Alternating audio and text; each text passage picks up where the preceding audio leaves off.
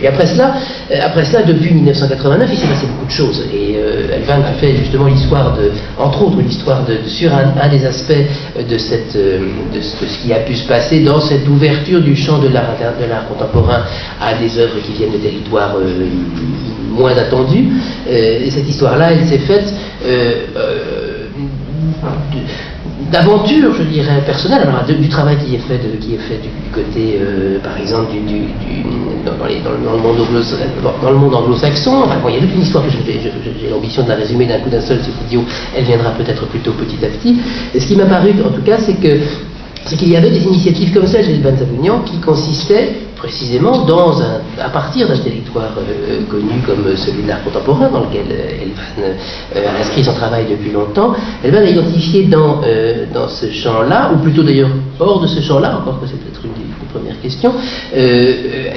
et s'est donné surtout les moyens théoriques de travailler sur un corpus qui était justement un corpus autre. Ce corpus, c'est celui de l'art afro-américain, si on peut dire ça comme ça.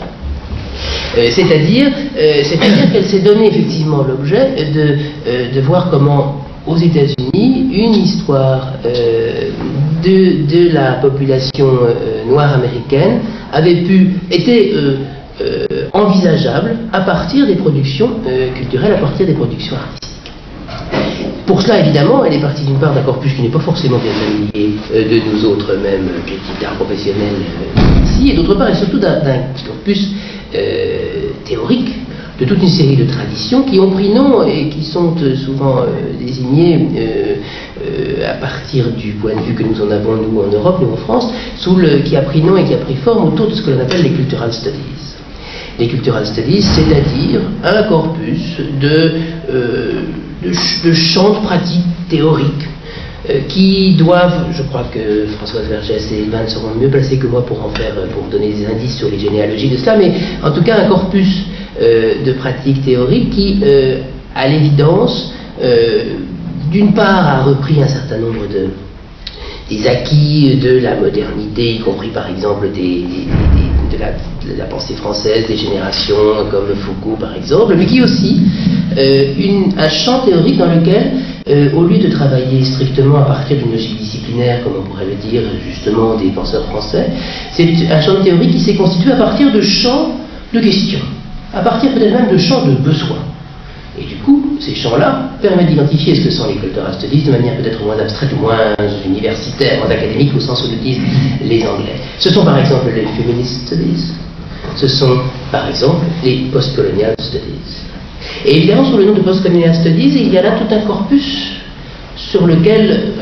ma foi, il reste un travail de traduction, par exemple, absolument énorme à faire en France pour pouvoir mesurer ce qu'est réellement ce travail. Et c'est en tout cas autour de cette manière dont des traditions anglo-saxonnes comme les cultural studies ont pu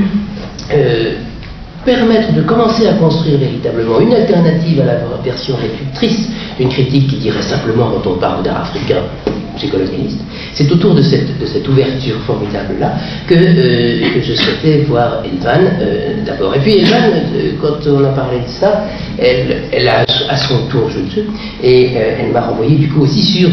quelqu'un d'autre qui travaille finalement dans un champ qui n'est pas le même, vous allez le voir, mais qui évidemment se sert et qui hérite d'une certaine manière de traditions théoriques qui sont communes, c'est précisément Françoise Vergès. Alors, Elvan Savounian vient donc, elle, de la pratique de l'histoire de l'art, elle enseigne ici à Rennes 2 et elle écrit sur l'art,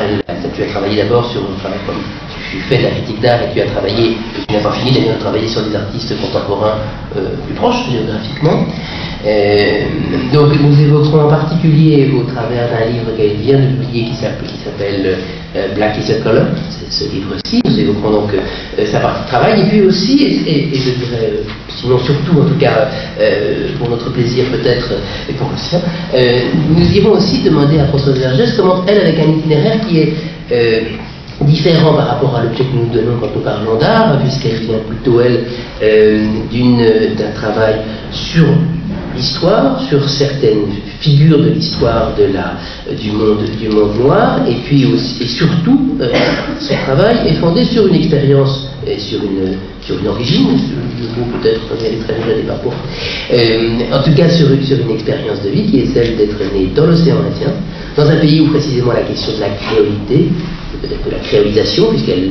va travailler à une conceptualisation de cette idée-là, a un sens qui permet justement, qui est peut-être un des moyens les moyens intellectuels, les moyens d'articulation théorique les plus pertinents que l'on puisse rencontrer. En tout cas, c'est un peu quelque chose de ce genre qu'en pense Elvan et que je ne suis pas loin de penser de mon côté aussi. Cette idée de créolisation étant peut-être un des moyens justement de trouver là quelque chose comme un concept qui va permettre d'éviter ce qui est, je crois, vraiment un de ces enjeux importants, d'éviter les polarisations réductrices, comme celles que l'on fait, quand par exemple on dit qu'il y a un monde du centre qui est le monde justement colonial, et puis le reste qui est forcément réduit à son rôle d'être, pas du centre, donc de la périphérie. Sortir des dualismes réducteurs, inventer d'autres modalités de penser ces relations-là, c'est peut-être effectivement se donner les moyens de penser l'art dans le monde, et puis peut-être même d'ailleurs le monde plus en général, ce qui est peut-être encore plus important et qui va de pair.